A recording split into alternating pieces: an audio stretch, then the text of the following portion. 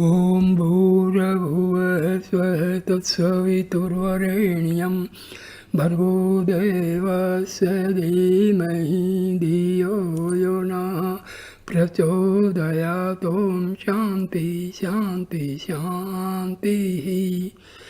Namaskar, my dear friends. Already I have made 6 videos on talks by Ramana Maharhshi. This is the 7th video.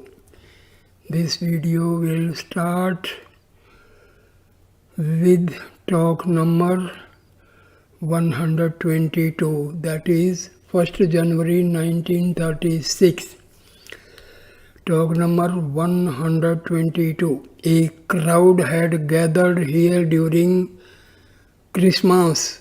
Devotee, how to attain unity consciousness? Maharshi, being unity consciousness, how to attain it?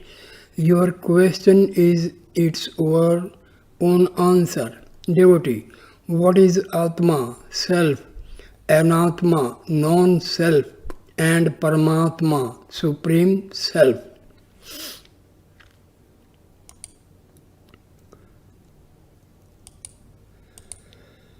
Maharshi replies, Atma is Jivatma, the individual self, and the rest are plain. The self is ever present, Nitya Siddha. Each one wants to know the self. What kind of help does one require to know oneself?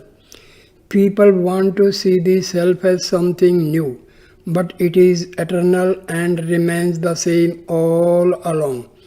They desire to see it as a blazing light, etc. How can it be? It is not light, not darkness, no tejo, no tamaha. It is only as it is. It cannot be defined. The best definition is I am that I am. The Shrutis speak of the self as being the size of one's thumb, the tip of hair, an electric spark, vast, subtler than the subtlest, etc. They have no foundation in fact. It is only being, but different from the real and the unreal. It is knowledge, but different from knowledge and ignorance. How can it be defined at all? It is simple being. Again, Sri Bhagavan said that in the whole Thayunmanvar literature, he preferred one stanza which says, ego disappearing, another I, spontaneously manifest in full glory, etc. Again, he cites Sakandar Anubhuti, not real, nor unreal, not darkness, nor light it is. One man said that a Siddha of Kumbakonam claimed to overcome the defects in Sri Sankara's system, which deals only with transcendentalism and not the work-a-day life. One must be able to exercise superhuman powers in ordinary life. That is to say, one must be a Siddha in order to be perfect. Sri Bhagavan pointed out a stanza in Thayumanavar which condemns all Siddhis. Further, he said that Thayumanavar mentions Mona, silence, in numerous places but defines it is only one verse. Mona is said to be that state which spontaneously manifests after the annihilation of the ego. That state is beyond light and darkness, but still it is called light since no other proper word could be found for it. 3rd January 1936, talk number 123. Dr. Muhammad Hafiz Sayyid, a Muslim professor of Persian and Urdu in the University of Allahabad, asked, "What is the purpose of this external manifestation?" Maharshi, this manifestation had induced your question. Devotee, true, I am covered by Maya. How to be free from it? Maharshi, who is covered by Maya? Who wants to be free? Devotee, Master being asked who? Master being asked who? I know that it is ignorant me, composed of the senses, mind and body. I tried this inquiry. Who, after reading Paul Brunton's book 3 or 4 times, I was feeling elated and the elation lasted some time and faded away. How to be established in I? Please give me the clue and help me, Master.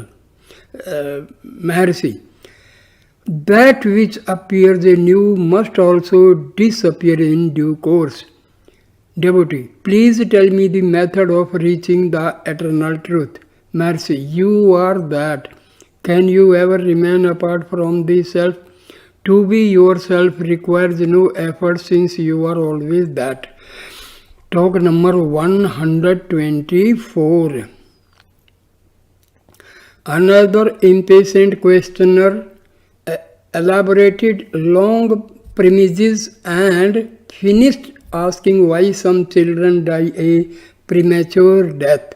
He required the answer not to satisfy the grown-ups, ones who look on, but the babies who are the victims. Maharshi, let the victims ask. Why do you ask and desire the answer from the standpoint of the child?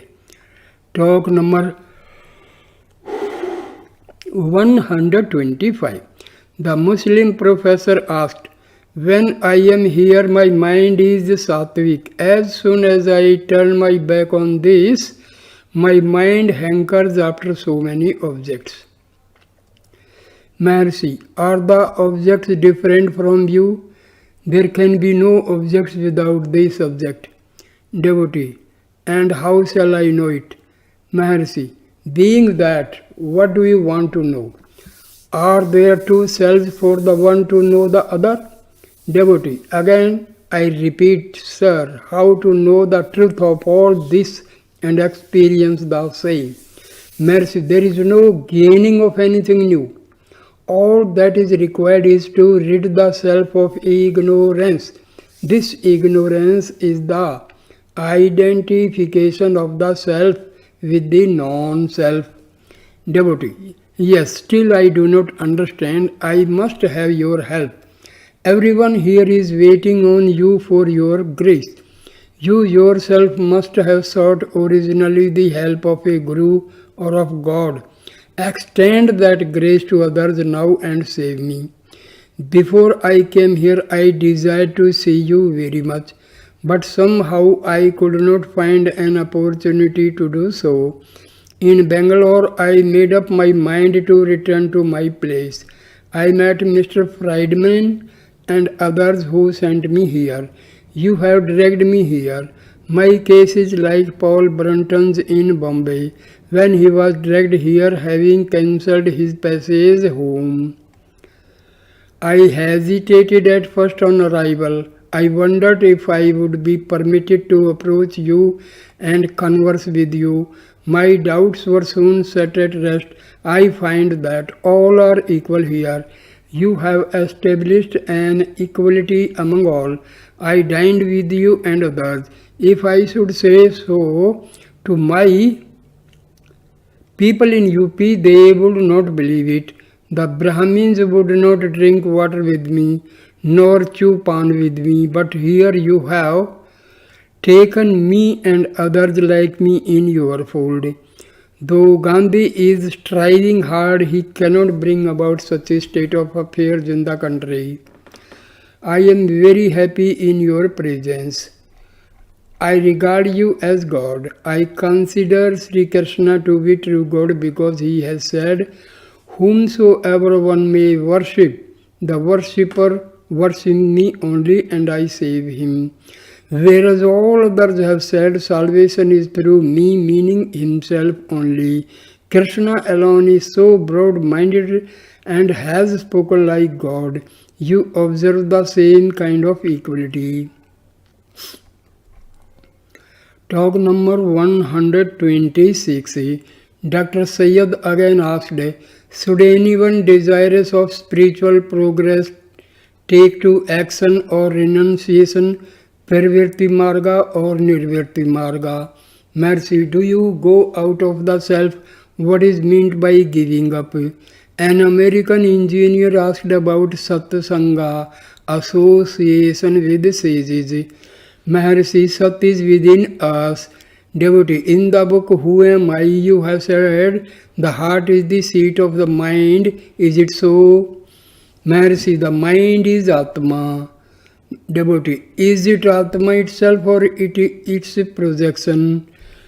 Maharshi, the same. Devotee, the Westerners look on the mind as the highest principle, whereas the Easterners think the contrary. Why? Maharshi, where psychology ends, there philosophy begins. This is experience. The mind is born, we see it. Even without the mind, we exist. There is everyone's experience to prove it. Devotee, in deep sleep I do not seem to exist. Maharshi, you say so when awake. It is the mind which speaks now. You exist in deep sleep beyond mind.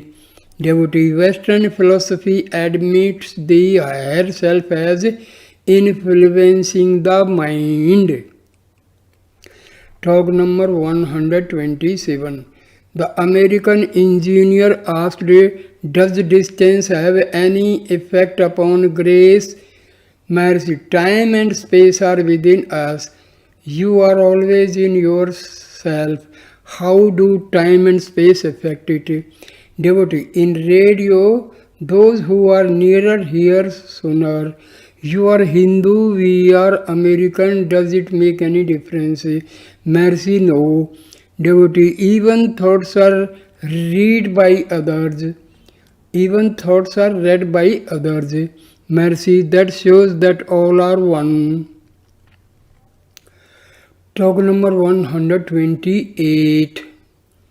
There were some French lady, this is 5th January 1936, talk number 128. There were some French ladies and gentlemen and American as visitors to the ashramam. They asked Sri Bhagwan several questions. Among them one was, what is the message of the East to the West? Maharshi, all go to the same goal. To another question, Sri Bhagwan said, how do you say I am? Do you take a lie to find yourself, or did you come to know it on reading books? How? The questioner said, by experience. Maharshi, yes, experience is the word. Knowledge implies subject and object, but experience is non-terminal, eternal. 6th January 1936, talk number 129. An elderly gentleman, formerly a co-worker with B.V. Narasimha Swami and author of some Visishta Advaita work, visited the place for the first time. He asked about rebirth, if it is possible for the linga sarira, subtle body, to get dissolved and be reborn into years after death. Maharshi, yes, surely not only can one be reborn, one may be 20 or 40 or even 70 years old in the new body, though only 2 years after death. Sri Bhagwan cited Leela's story from Yoga Vasishta. Sarayo hi jnanam abhyasat jnanat dhyanam dhyanat karma phala tyagaha.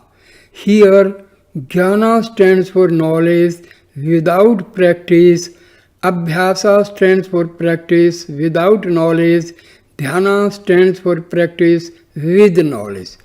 Knowledge without practice accompanying it is superior to practice without knowledge. Practice with knowledge is superior to knowledge. Without practice accompanying it, Karam-phala tyaga nishkama karma, as of a jnani, action without desire is superior to knowledge with practice. Devotee, what is the difference between yoga and surrender? Maharshi, surrender is bhakti yoga. To reach the source of the I thought is the destruction of the ego, is the attainment of goal, is prapatti, surrender, jnana, etc.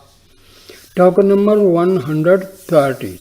Lakshman Brahmachari from Sri Ramakrishna Mission asked, an query of who am I, or of the I thought, being itself a thought, how can it be destroyed in the process? Maharshi, when Sita was asked who was her husband among the rishis, Rama himself being present there as a rishi in the forest by the wives of the rishis, she denied each one as he was pointed out to her, but simply hung down her head when Rama was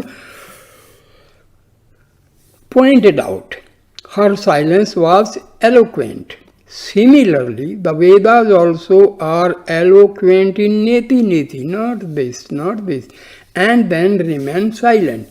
Their silence is the real state. This is the meaning of exposition by silence. When the source of the I thought is reached, it vanishes, and what remains over is the self. Devotee, Patanjali Yoga Sutras speak of identification. Maharshi, identification with the Supreme is only the other name for the destruction of ego. Talk number 131. Mr. Subbarao asked, what is Mukhya Prana, the chief prana? Maharshi, it is that from which the ego and the prana rise. It is sometimes called Kundalini. Consciousness is not born at any time, it remains eternal, but ego is born, so also the other thoughts. Associated with the absolute consciousness, they shine forth, not otherwise. Devotee, what is moksha? Liberation. Maharshi, moksha is to know that you were not born. Be still and know that I am God.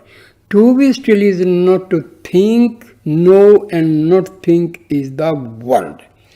Devotee, there are said to be 6 organs of different colors in the chest, of which the heart is said to be 2 finger breadth to the right of the middle line. But the heart is also formless. Should we then imagine it to have a shape and meditate on it? Maharshi, not only the quest, who am I, is necessary. What remains all through deep sleep and walking is the same. But in waking there is unhappiness and the effort to remove it. After who wake up from sleep, you say I. Now you are told to hold fast to this I. If it is done, the eternal being will reveal itself. Investigation of I is the point and not meditation on the heart center. There is nothing like within or without. Both mean either the same thing or nothing. Of course, there is also the practice of meditation on the heart center. It is only a practice and not investigation. Only the one who meditates on the heart can remain aware when the mind ceases to be active and remains still. Whereas Those who meditate on other centers cannot be so aware. But infer that the mind was still only after it becomes again active. Talk number 132. An educated man asked, is there an absolute being? What is its relation to the relative existence? Maharshi, are they different from each other? All the questions arise only in the mind. The mind arises with waking and subsides in deep sleep.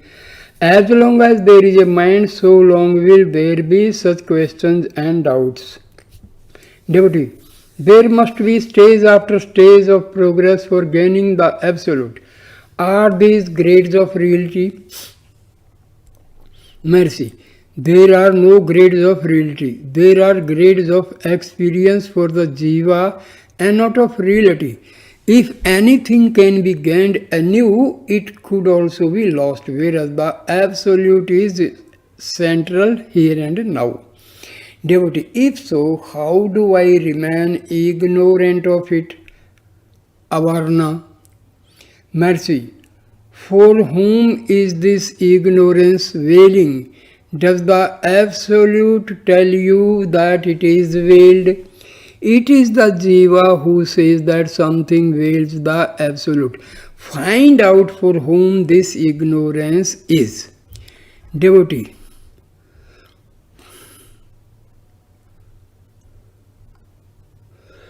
Devotee, why is there imperfection in perfection? That is, how did the Absolute become relative? Maharshi, for whom is this relativity? For whom is this imperfection?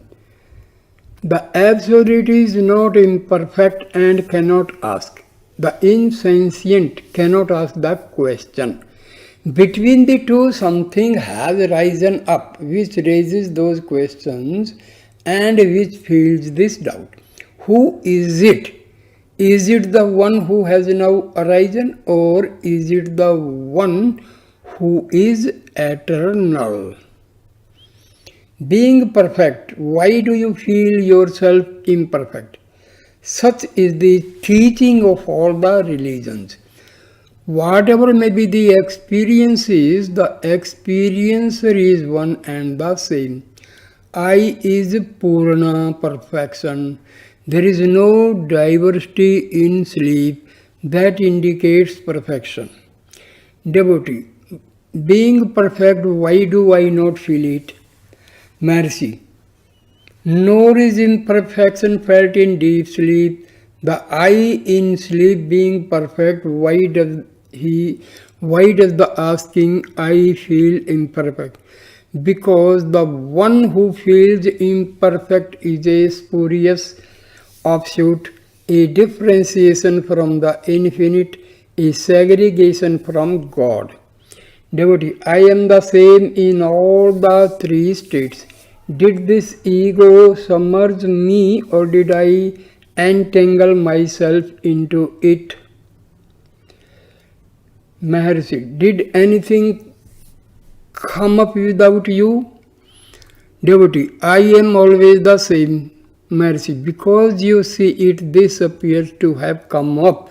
Did you feel this difficulty in deep sleep? What is new now? Devotee, the senses and the mind. Maharshi, why say this? Who says this? Is it the sleeper? If so, he should have raised the question in deep sleep also. The sleeper has been lost hold of. Some spurious offshoot has differentiated himself and speaks now. Can anything new appear without that which is eternal and perfect? This kind of dispute is between eternal. Do not engage in it. Turn inward and put an end to all this. There will be no finality in disputations. Devotee, show me that grace which puts an end to all this trouble. I have not come here to argue. I want only to learn. Maharshi, learn first what you are. This requires no shastras, no scholarship. This is simple experience. The state of being is now and here all along. You have lost hold of yourself and are asking others for guidance. The purpose of philosophy is to turn you inward. If you know yourself, no evil can come to you. Since you asked me, I have taught you. The ego comes up only holding you, the self. Hold yourself and the ego will vanish. Until then the sage will be saying there is, the ignorant will be asking where. Devotee, the crux of the problem lies in know thyself. Maharshi, yes, quite so. Talk number 133. There are two schools in Advaita, Drishti Srishti, simultaneous creation, and two, Srishti Drishti, gradual creation. There is the Tantric Advaita which admits three fundamentals, Jagat, Jiva and Ishvara, Word, Soul, God. These three are also real, but the reality does not end with them. It extends beyond. That is the Tantric Advaita. The reality is limitless. The three fundamentals do not exist apart from the absolute reality. All agree that reality is all-pervading. Thus, Ishvara pervades the Jiva. Therefore, the Jiva has eternal being. His knowledge is not limited. Limited knowledge is only imagined by him. In truth, his is infinite knowledge. Its limit is silence. This truth was revealed by Dakshinamurti. For those who still perceive these three fundamentals, they are said to be realities. They are concomitant with the ego. True, the images of gods are described in great detail. Such description points only to the final reality. Otherwise, why is the spatial significance of each detail also given? Think.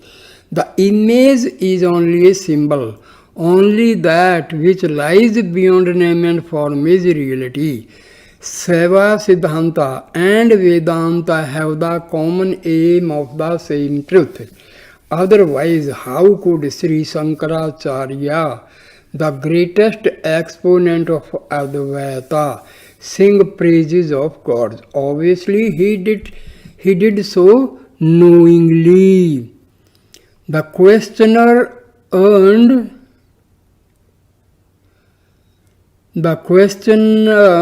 earnestly explained that his faith in Seva, Siddhanta, Vedanta, etc. was shaken after reading Bahyak literature. Please save me, he said. Maharshi, know the self which is here and now, you will be steady and not waver. Devotee, the Bhagyast read others' minds. Maharshi, yes, that is possible. Your thoughts were read by another. There must be one to know your mind. That is the truth always present which is to be realized. Truth does not waver. Devotee, show me grace. Maharshi, grace always is and is not given. Why do you consider the pros and cons of Baha'u'llah or others being incarnations or otherwise? Know thyself, regard everything as truth, regard him also as the truth. Can he exist besides truth? Your belief may change but not truth. Devotee, show me the truth of Siddhanta, etc. Maharshi, follow their instructions, and then, if you have doubts, you may ask.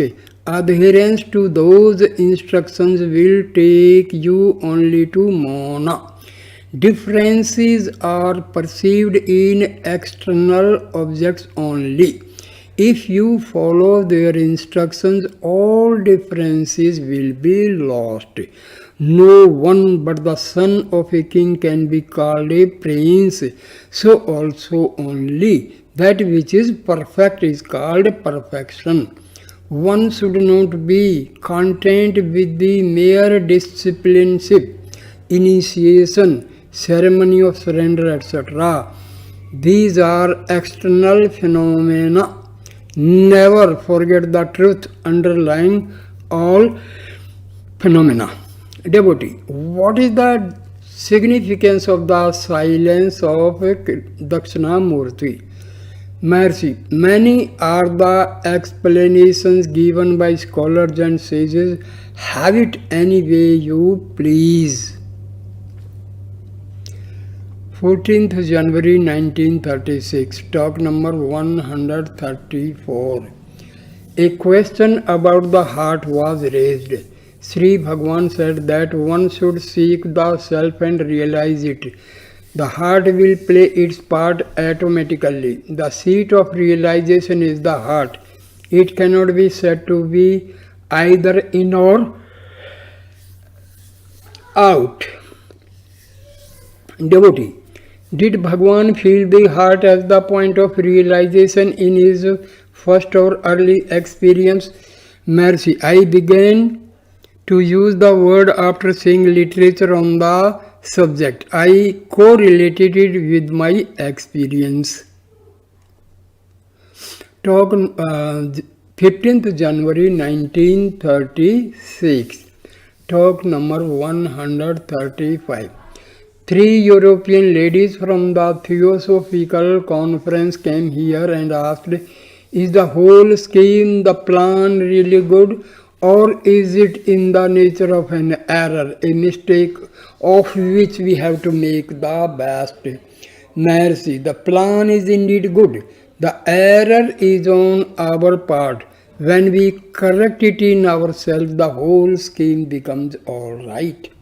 Devotee, have you any formula to teach us how to bring it about through a remembrance of what we do during sleep? Maharshi, no formula is needed. Everyone has the experience that he slept happily and know nothing then.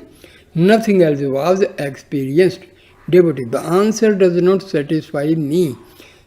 We wander in the astral plane in our sleep, but we do not remember it. Maharshi, the astral plane is concerned with dreams, not with deep sleep. Devotee, what do you consider to be the cause of world suffering, and how can we help to change it? As individuals, B, collectively. Maharshi, realize the real self. It is all that is necessary. Devotee, can we hasten our illumination for greater service, and how? Maharshi, as we are not able to help ourselves, so we have to surrender ourselves to the Supreme completely. Then He who will take care of us as well as the world. Devotee, what do you consider the goal? Maharshi, self-realization. Devotee, is there any way to meet the appointed guru for each? Maharshi, intense meditation brings it about. Talk number 136. Dr. G.H. Mies, a young Dutchman, was here for a few days. He asked Sri Bhagwan, I have an impression that in deep sleep I have something akin to samadhi. Is it so? Maharshi, It is the waking I that asks the question, not the I in sleep. If you attain the state of wakeful sleep, which is the same as samadhi, while still awakened, doubts will not rise. Samadhi is one's natural state. It is the undercurrent in all the three states. This, that is, I is not in those states, but these states are in it. If we get samadhi in our waking state, that will persist in deep sleep also. The distinction between consciousness and unconsciousness belongs to the realm of mind, which is transcended by the state of the real self. Devotee, is the Buddhist view that there is no continuous entity answering to the ideas of the individual soul correct or not? Is this consistent with the Hindu notion of a reincarnating ego?